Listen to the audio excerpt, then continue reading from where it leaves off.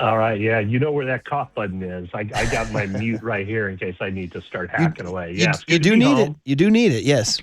Absolutely, absolutely. So, yeah, sorry I couldn't be in Indianapolis, but a memorable weekend. Stuck in my first nor'easter, so that was interesting, and even made it out into the elements.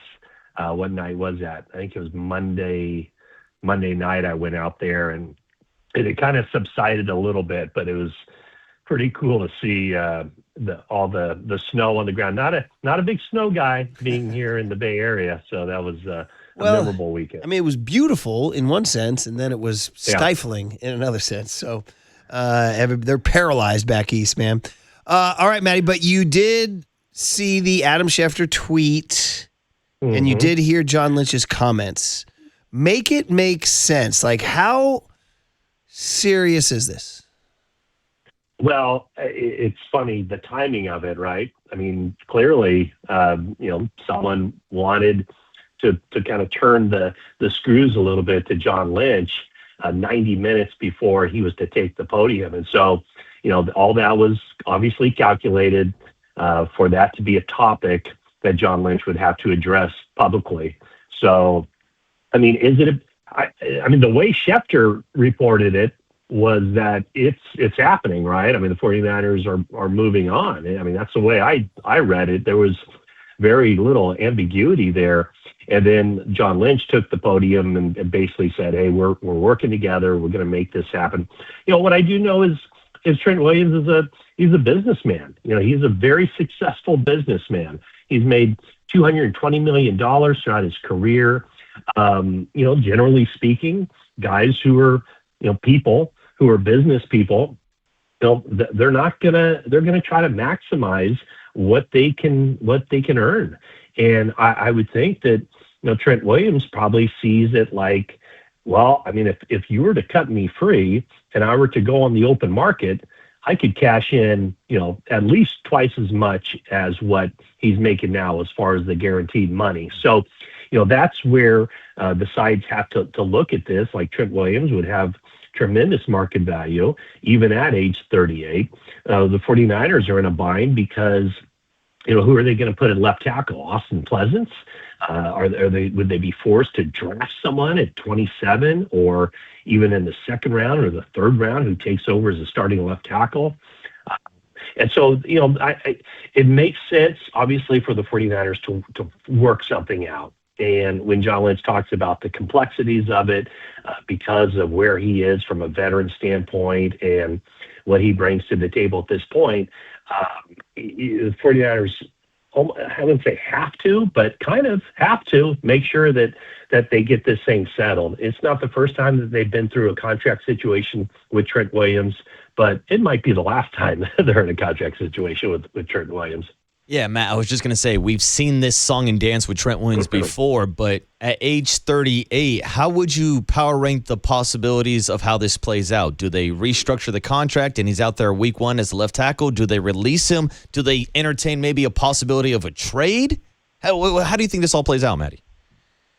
Well, I would think probably the scenario most likely would be to extend him a year and just convert a lot of that non-guaranteed money to guaranteed money, maybe similar to what they got together and did before the 2024 season. I mean, like right before the 2024 season. He did not show up at training camp.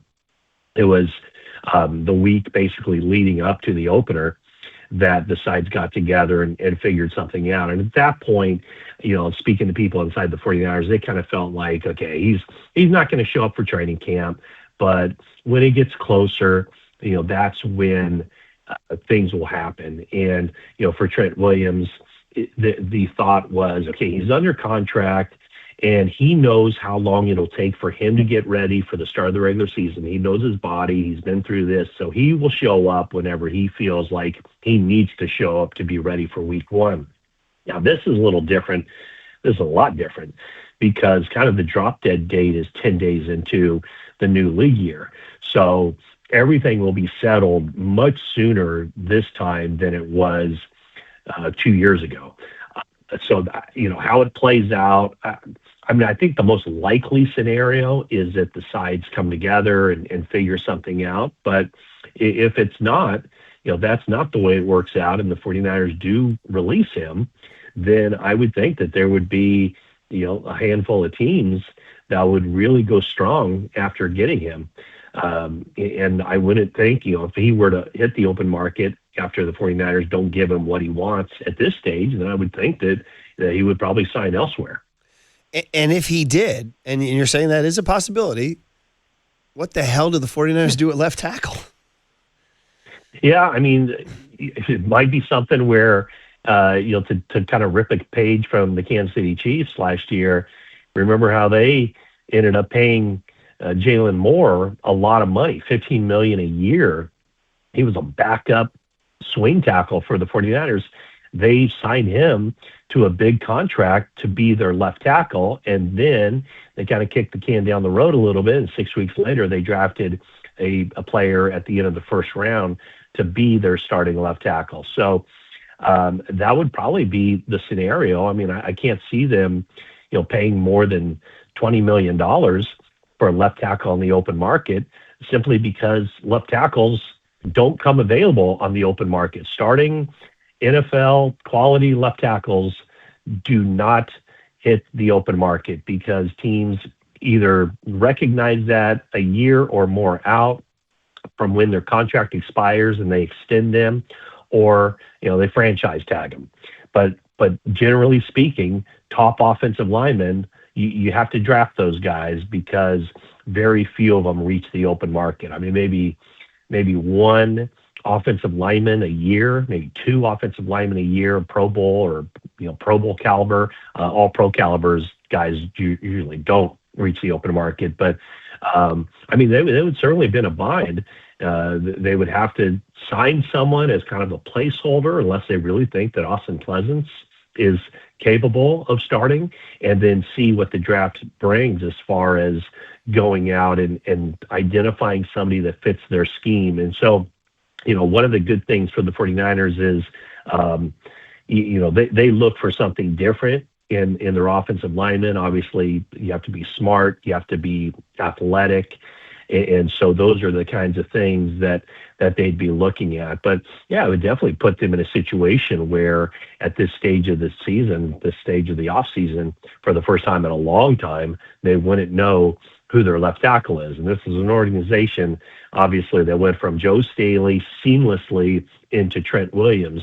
So you're talking about, that's like darn near the left tackle equivalent. I mean, I'm joking, but that's like Montana to Young when it comes to left tackles. I mean, you're talking about two really, really good Pro Bowl, all-pro caliber left tackles back to back. It's a position they haven't had to worry about in a while. Right now, I would imagine they're worrying about it.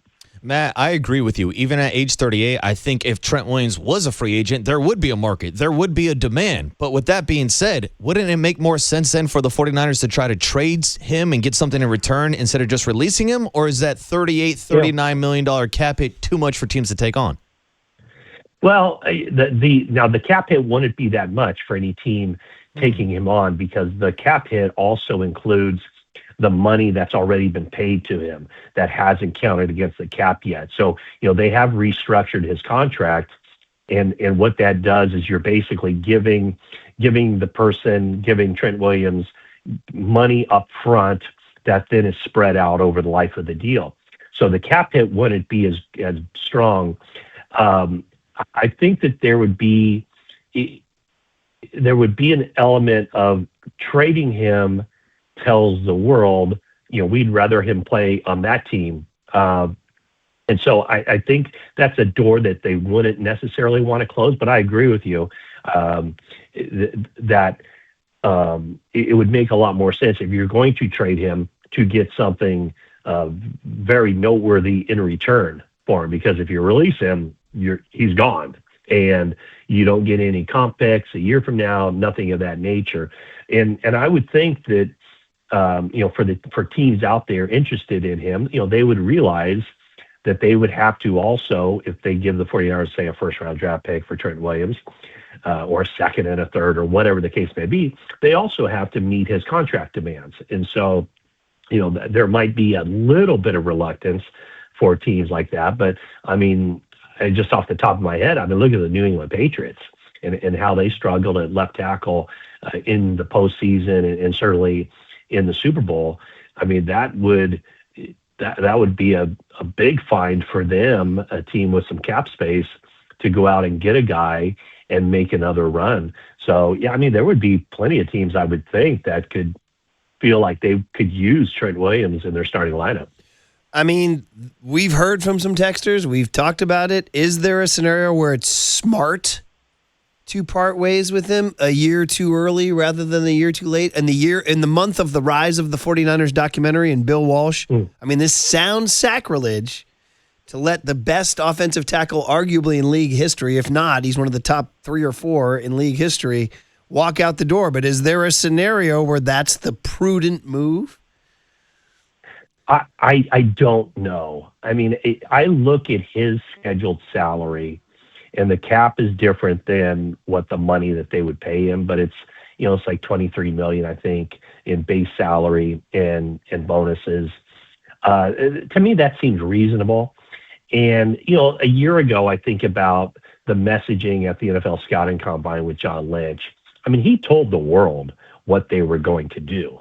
And so it should not have come as a surprise to anybody when free agency struck and Aaron Banks leaves, Dre Greenlaw leaves, Charvarius Ward, Talanoa Hufanga, Deebo Samuel's traded, Malik Collins, Leonard Floyd, and Javon Hargrave are released. That should not have come as a surprise to anybody. And I just kind of feel like if John Lynch were concerned that things might not turn out the way that 49er fans and the 49ers would want it to turn out, I would have thought that he would have been a little bit more kind of middle ground.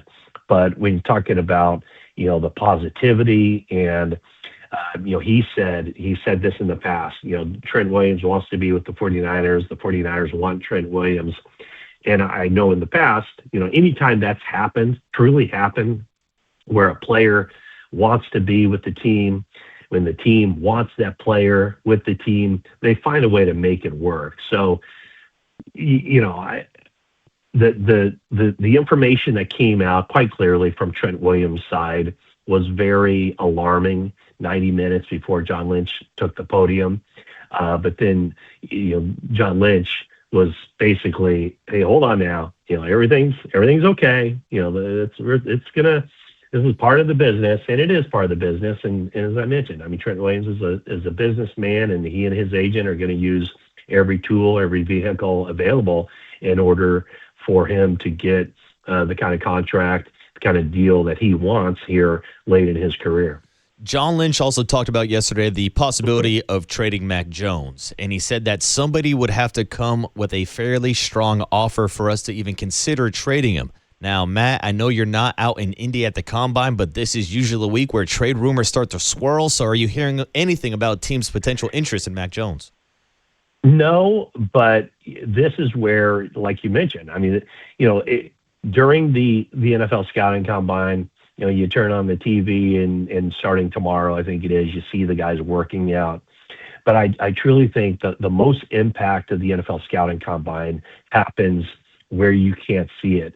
And as far as the draft prospects, it's probably the medical, what's the guy's medical situation. Everybody is tugged and pulled on and MRI'd and all that. Also the interviews where teams get a sense of what's this guy's makeup, how important is football to him. And then you take those rookies out of it, or those soon-to-be rookies out of the equation.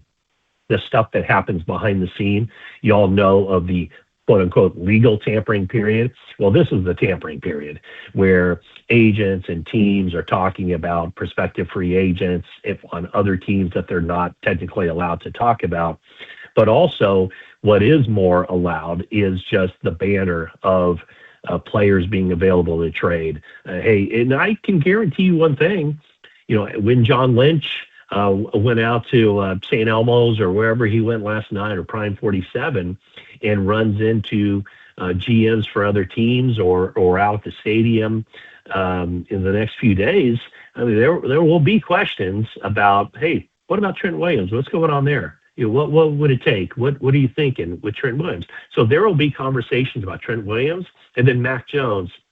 There will be maybe more than ever a new quarterbacks with different teams, and there will be some musical chairs. A guy like Tua Tagovailoa, is he going to be with the Dolphins? I don't know. Probably not. Then where is he going to go? Is he a starting quarterback in the NFL? Probably. Kyler Murray, is he going to be with the Cardinals? I don't know. Probably not. Okay, well, he's not going to go somewhere as a backup, I wouldn't think. And so there will be this kind of shuffling of a quarterback who was here last year going there this upcoming season. And then, Malik Willis, he's a guy that is going to get a lot of attention. He will be a starting quarterback in the NFL. Some team's going to pay him. I'm not sure about Mac Jones. I mean, kind of heard both ways with Mac Jones. I would think that the 49ers would certainly want to be up front, and if they felt like there was going to be a huge market for him, I think that they'd be kind of talking that up a little bit. And I think one thing that they don't want to do, and they've been pretty good about this, is that they don't want to just be talking out of both sides of their mouth. They don't want to be saying, we're not trading Mac Jones, we're going to keep him, we envision him being here, and then all of a sudden they trade him. I don't know if that sends a great signal as far as the transparency of it. But I mean, I don't know. There's a lot of new general managers. There's a heck of a lot of new head coaches in the NFL. And it'll be interesting to see if, based on the 8 games that he played, where the 49ers were 5-3, that a team says, that's our guy. That's the guy that we're going to trade for. We're going to give up a second-round pick, and we're going to give him starters money, and that's our quarterback of the future, when many of those same teams did not feel that way about him when he was traded from New England to Jacksonville, and then just going back a year ago, when the 49ers signed him to a 2-year contract. I mean, basically, when a quarterback like that signs a 2-year contract, it means that he didn't see an avenue to be a starter the following season. So I'm a little bit skeptical about it. And if I were a betting man, I'd say that Mac Jones is with the 49ers as their backup quarterback in 2026. Man, I'd trade him. I don't know what they're doing here, but we'll see. Well, there's got to be a market. I think they would trade him if a team came in with what would be the number, though? Second-round pick? To me, that people seems have guessed, fair, like, right? Bill Barnwell, if you care about, had a hypothetical to the Vikings. They get Mac and a third-rounder. Niners get a second-rounder this year, a fifth-rounder in 2027, and a third-rounder in 2028. I mean, so the Niners get 3 picks. I mean, trade away one in Mac. That would be reasonable, I would think. Get a second. I'm sure the Warriors wouldn't want to give up that third-round pick this year, because maybe they have 2027 third. In this, again, that's just Barnwell throwing stuff out there. I know we've taken too much of your time, but just real quick, Kwesi Adofo-Mensah. It's a fun name to say. Yes. He's back. Did you get to know him at all when he was here? I got to know him more after he became the general manager of the Minnesota Vikings, to be honest with you. We were bump into him at the Combine or the NFL owners meetings. No, a very bright guy, and they're very much into research and development. That's where he started out. And so, the 49ers have some firepower that maybe people don't know all that much about within their front office. And Kwesi Adofo-Mensah comes in, and he steps in. Ethan Waugh's been back. He's been around the NFL. He's with Jacksonville, but he's a long-time 49er guy. Tarek Ahmad, R.J. Gillen, Josh Williams has been interviewing for GM jobs the last couple of years. So John Lynch has kind of surrounded himself with some pretty top-flight personnel evaluators, scouts, and guys who, in the case of Kwesi Adofo-Mensah, who's been a general manager, and other guys who will likely be general managers here in the next 4 or 5 years.